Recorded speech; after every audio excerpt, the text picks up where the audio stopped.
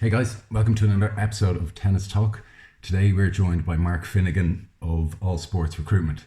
Mark, thanks for joining us.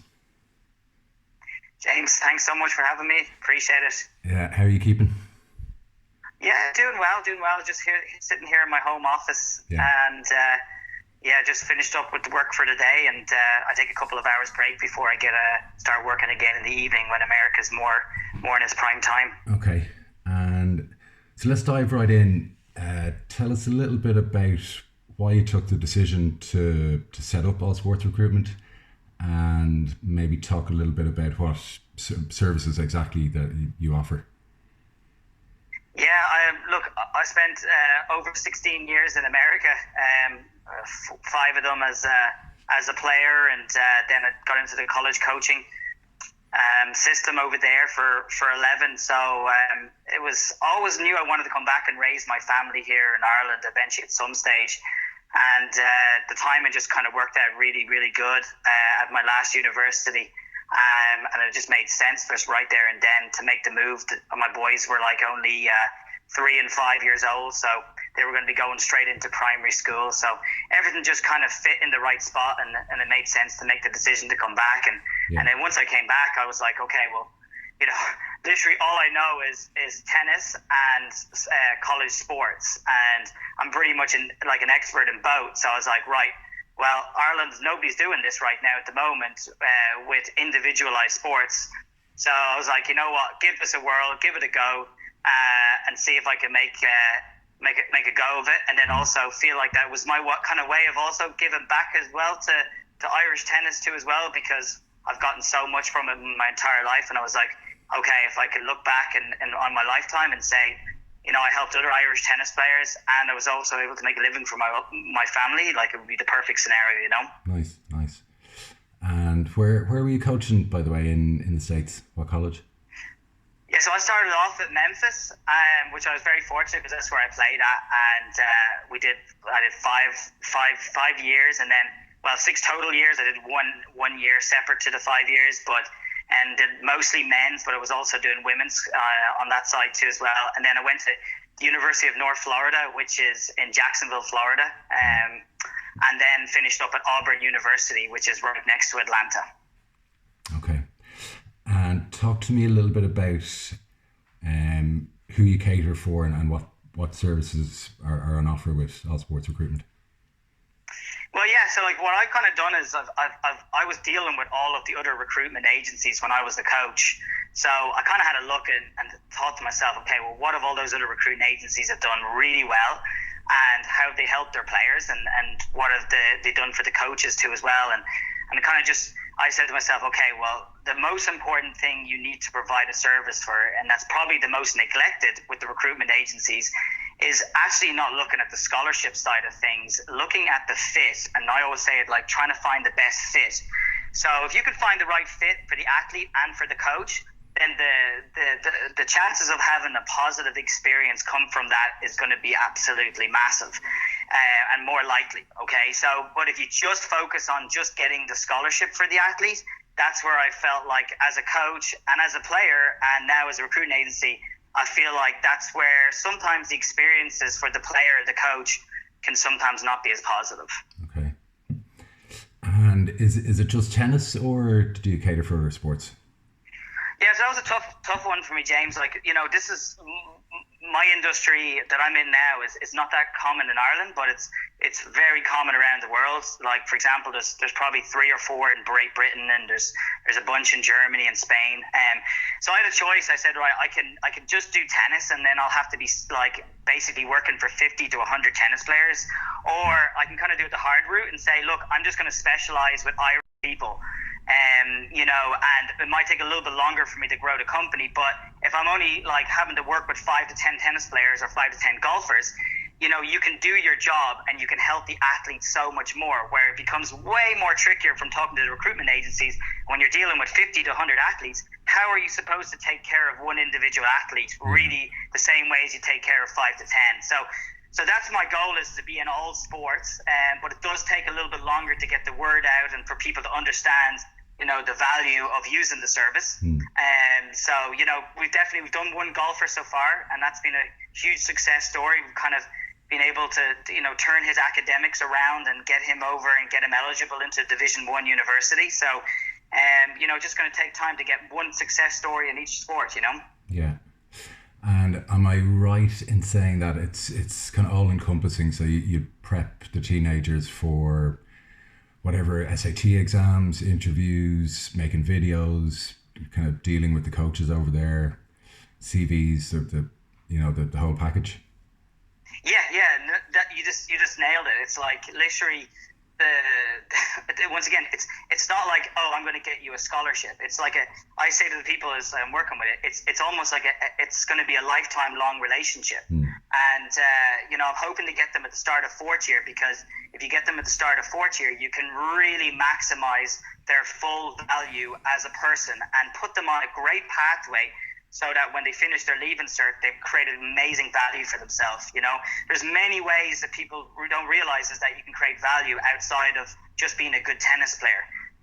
Being a great college tennis player is more than just winning tennis matches or winning any sports matches or anything like that. You're on the field.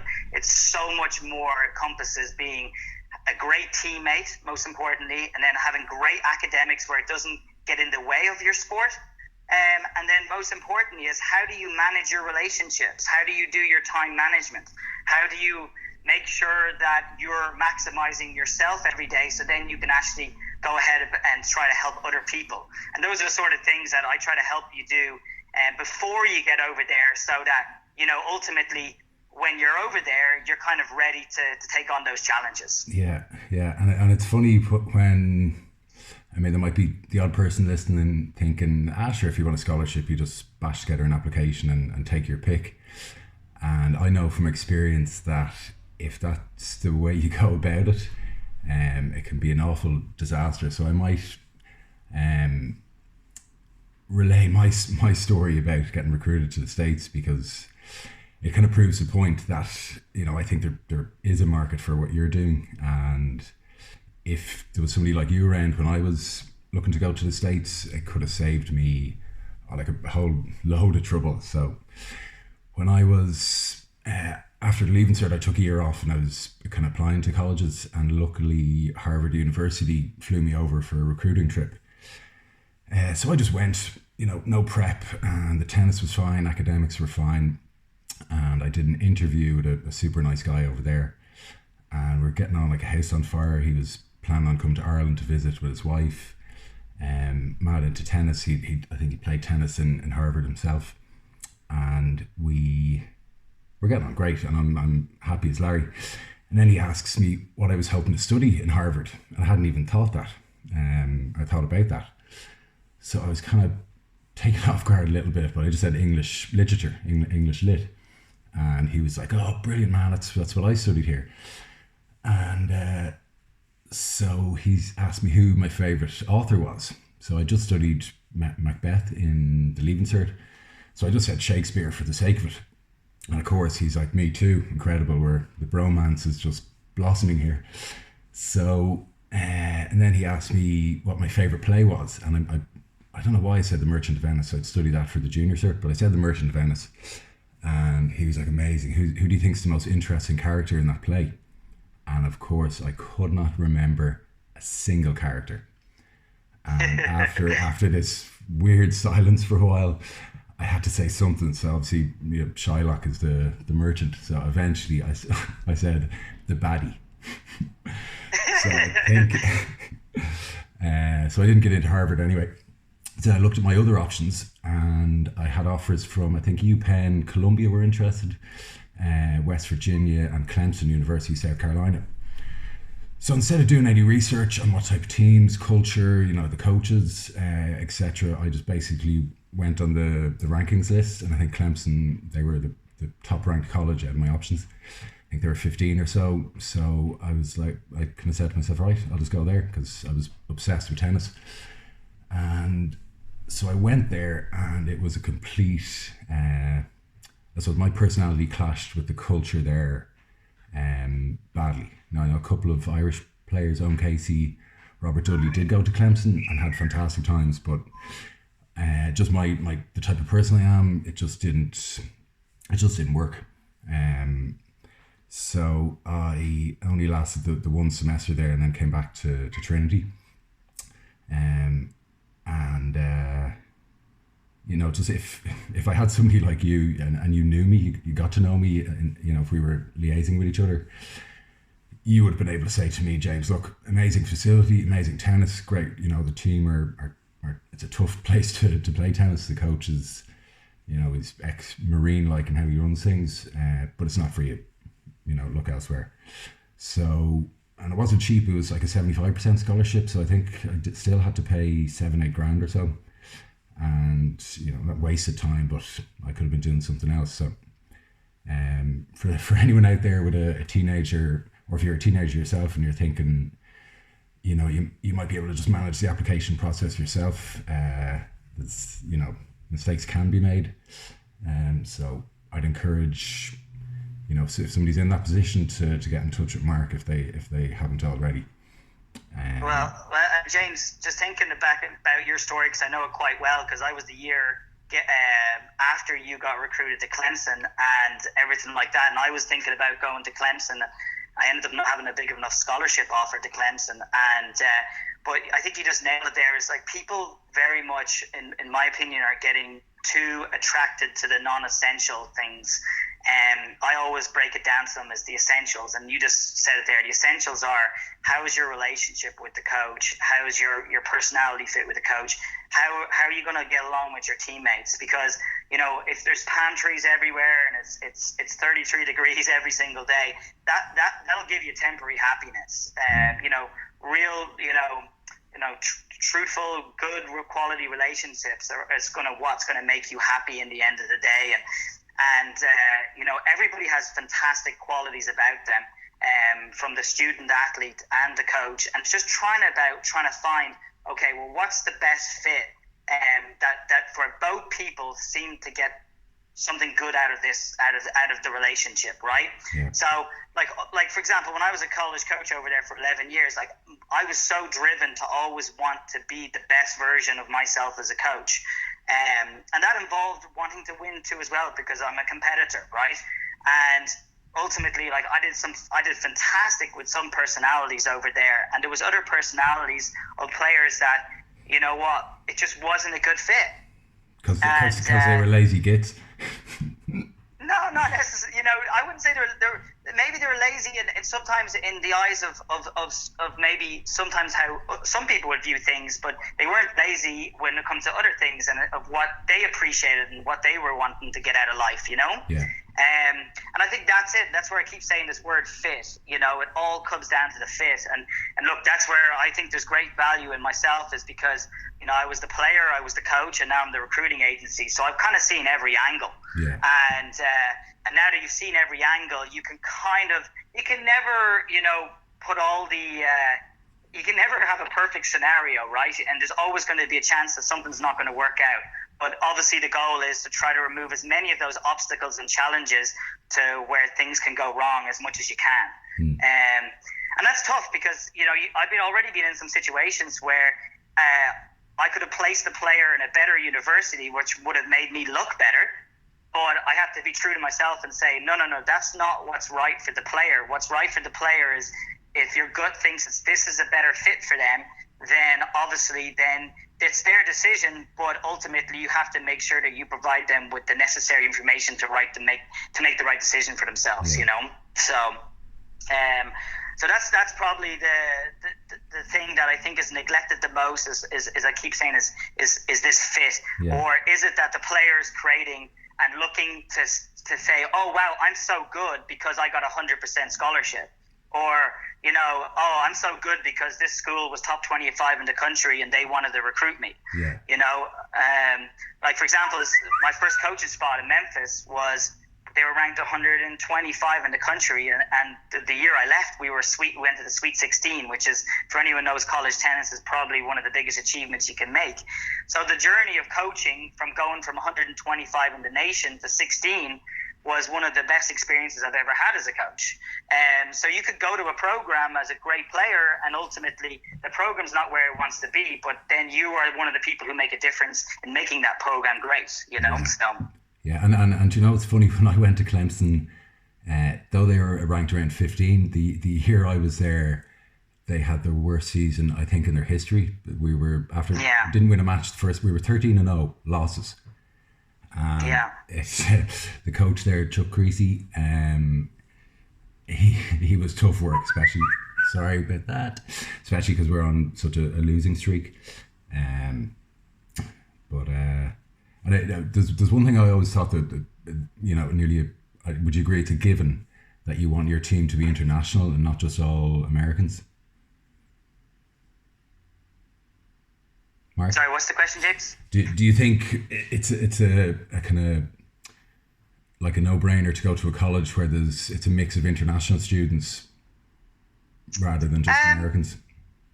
You know, not necessarily. I mean, I've seen some people, once again, have fantastic experiences with a roster that didn't have a single international. It's getting rarer and rarer these days because there is so many internationals. But, you know, once again, it kind of comes down to your personality. You know, I find the Irish fit in very well in America. And I think it's a big reason why Americans like to recruit Irish players, because we do a great job of fitting into the culture, right? Yeah. So, but look, you know, there is probably more likely, you know, when I was over there, and you know, it was kind of lonely, and I always recruited an Irish player. I think there was hardly a year went by that I didn't have an Irish player like that was on the roster, and you know, that was great for me because they could come around for Barry's cup of tea from time to time, and you know, I could talk about Premiership football and GAA football. So look, it is nice to have, you know, people that are in the same boat as you, but once again, it still just comes down to how do you fit in, you know? Yeah. What makes you feel good, you know? So. And have you any, putting you on the spot here, but kind of success stories? I know that, how old is the business? So we're about a year and a half. Okay. So loads of success stories that I'd love to tell. Yeah. So, and look, I'm a big rule abider. So basically, you're not allowed to ever use a current NCAA athlete to basically promote your own company. So, you know, so anybody who I've placed in America, anyone who I've placed in America, I'm not allowed to basically like use their name to help me increase my value of my company. So, yeah, it's pretty crazy. There's a lot of rules there. So, but anyone who's actually even signed a scholarship agreement but hasn't gone there yet, it's still okay for me to be able to do it. So we have, you know, the ones I can chat about is, I think probably my favorite ones is Sol and Lola Olaida, who are the twins. And the twins came to my very first presentation in Malahide, and you know, straight off the bat, they stayed behind after the presentation and actually helped me clean up the room, which was a massive win for me, because once again, straight away, I just taught value, right? That's something that's external outside of tennis. And you know, they said it was their dream to become to get a scholarship to America, and I said to them, look, I'll do some research on you. Ultimately, they came down. I did an evaluation on them, and I just said, look, girls, you know, you're really not in a position right now at the moment where I could feel good about getting that for you and delivering on what you want. But if you do this, and come back to me in 6 months' time, you know, we'll reevaluate the situation. Well, those girls did that, and what I asked them and more, and then we put them. I said, okay, we're going to sign up and we're going to do this. Okay, we're going to get you the scholarships. And ultimately, you know, they outworked their opponents that next 6 to 9 months, and ended up, you know, being obviously national champions under 18s and fits and doubles, and they raised their UTRs to a level where they attracted a great scholarship offer from a wonderful program where they've got an amazing coach at Idaho State University. So yeah, those two girls are. Well, they're lovely kids, but they're probably the two most improved tennis players I've seen over the last couple of years. I hit with them at the odd time, and they were pretty bad a few years ago, but they have improved a phenomenal amount. So fair dues to them for getting that. And to me, James, they had one key component to all of this, and I would say to everybody doing this is like, if you want to go to America, you have to love tennis. And those girls love tennis. Now, I'm not saying you got to love, going to the tournaments, having the gear, having the equipment. You got to love the tough times, and you got to love the great times, right? You got to just ride the ups and downs of the wins and the losses, and you got to do that because you love it. And those girls, that's why they improve so much, is because they truly loved it, and what I found in America and when I went over there as a player was don't think I loved tennis when I went to America, because everything I played for tennis was for myself in Ireland. And I felt like I tell these people all the time, I was a very selfish, self-centered tennis player. And which is totally normal for a tennis player, right, as an individual sport. But I felt like America kind of made me have a better transient cause towards why I did things and why I was playing tennis. And I wasn't just playing for myself, but I was playing for something bigger than myself. And I think that gave me a kind of a new lease on life. And really, that's why I became a college tennis coach, because I actually transferred myself after 2 years and found a new program. And that's where I coached and played at Memphis. And that coach was like my father figure in America for me, and he was the one who kind of made me want to feel like I wanted to do that for other players. Yeah, was that LT Walker? Yeah, well, LT was the assistant for a while, but Paul Goebel was the head coach, and LT was actually my roommate. My teammate. Excuse me. He was my teammate. Actually, was my roommate for a while too, as well, and then he was my assistant coach. So he was obviously, we've got that in common. He was your teammate and roommate too, as well. He was my only friend in Clemson. Yeah. Well, I've heard a lot of stories about you guys too as well. So, oh yeah. But there are some funny ones. And he's done phenomenal. LT is one of these guys. He's got one of the best tennis minds I've ever been around. I've learned so much from him. Owen Casey, Lee Taylor Walker, and it kind of comes a little bit from that. Your coach is that Chuck Creasy kind of mindset, is how you coach tennis and how tactically and with momentum, right? Yeah. So, but. And Chuck Creasy is an absolute legend. He just had some tough years towards the end, but the guy was an absolute legend, your coach, when you look at the overall career, So he is a legend, and I should mention, I'm going to do some book reviews, but just as it springs to mind, he has a pretty cool book. I'm sure it's still available. Total Tennis Training, I think it's called. But it's I read it, yeah. Very good on the match play, how teams operate, momentum swings. So if you're a competitive player, definitely look that up in these times when we're all struggling for stuff to do. James, I was going to say to you, is that something that changed a lot of my philosophy and a lot of the way I thought in life? Is I started reading books, and I did that to a lot of my players at the end of my coaching career. The more I read books, the more I was really wanting them to read books, because it's amazing how powerful it is reading the words rather than hearing the words, right? And I would say any Irish tennis player out there is replace those hours right now at the moment on court with the hours spent reading, and then you'll be so much more equipped when you come back ready for tournament season, because everybody's tennis is going to be a little bit down in the level. It's who's been investing in their mindset to deal with that is going to be the people who are going to do really well. So that would be on my recommendation to everyone, and that's what I'm telling everybody who I'm helping out right now at the moment is read and do mindset stuff, So I might do that tomorrow, the book review, because there's some great books out there that, aside from the big autobiographies that I'd say a lot of people don't know about. So we shall do that. So, Marco, are you ready to play the quiz?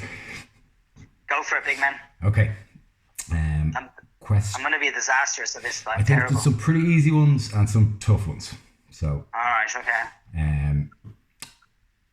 Who was the last Frenchman to win the French Open? Oh my gosh. I can't even cheat either because my computer's turned off. Jeez. Henri Leconte? No, Yannick Noah. Yannick Noah, okay. Yeah. Okay, question 2 might be tricky. Spell Mark Philippoussis. Oh, jeez Louise.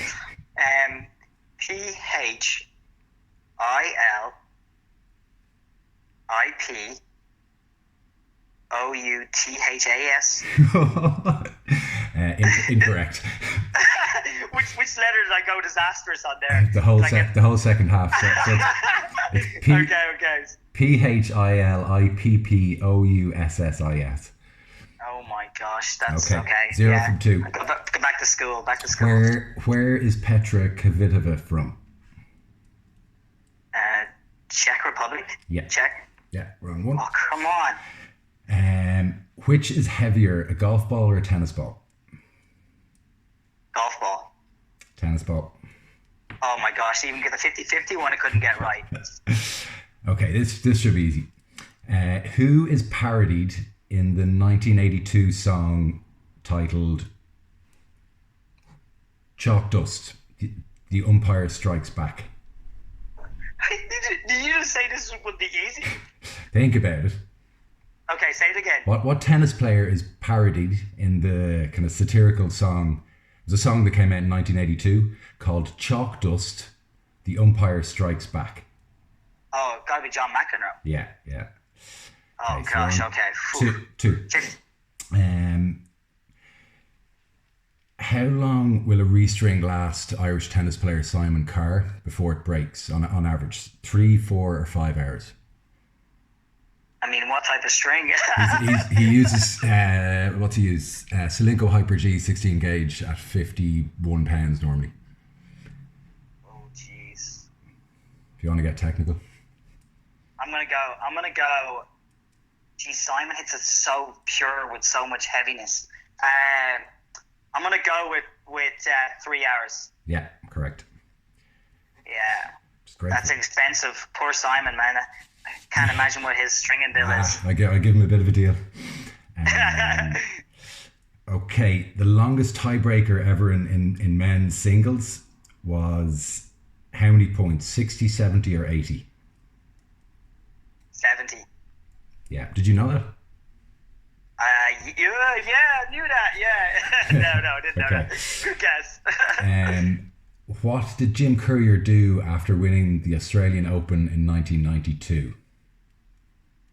Say who? What player? What unusual thing did Jim Courier do after winning the Australian Open in 1992? Oh gosh, 1992. Like when he was on the court afterwards? No, after he left the complex. After. Good golly, that's a tough one. I would say he went to the zoo to see a kangaroo. Good guess. No, he jumped in the Yarra River in Melbourne. Oh, okay, fair enough. Okay. Well done, Jim. What racket does Diego Schwartzman use? Is it Wilson? No, head radical. Okay. And Irishman Alan Kelly launched a high-end range of kind of tennis racket bags a couple of years ago. What is that brand called? Oh gosh. Oh, Alan Kelly. He'll kill you. I know, and he's a legend. He is an absolute legend. Yeah. Yeah, I'm gonna get ridiculed for this one now. I'm blank. I wouldn't know. Oh, Epirus, London. Okay, didn't do. Sorry, great. Alan. So 1, 2, 3, 4.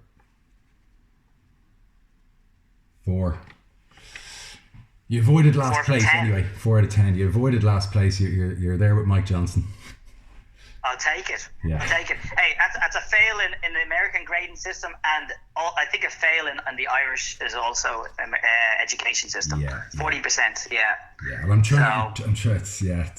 I don't want to ask easy questions, so it's a bit of a challenge. Yeah, that's for sure. Yeah.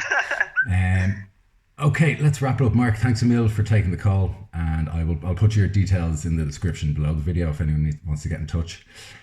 Yeah, cheers, James. No problems It was at all. lovely chatting, mate, and I think it's a great initiative that you've done, and I think this is what's so great about this situation we're in is everybody's finding creative ways to make sure they're doing productive things with their time, you know. So Yeah, no, cheers. It's a cool little thing for me to do. It kind of focuses the mind on something every day. So Yeah. I hope there's a few people out there listening, and we will be back tomorrow with another show. Thanks, guys.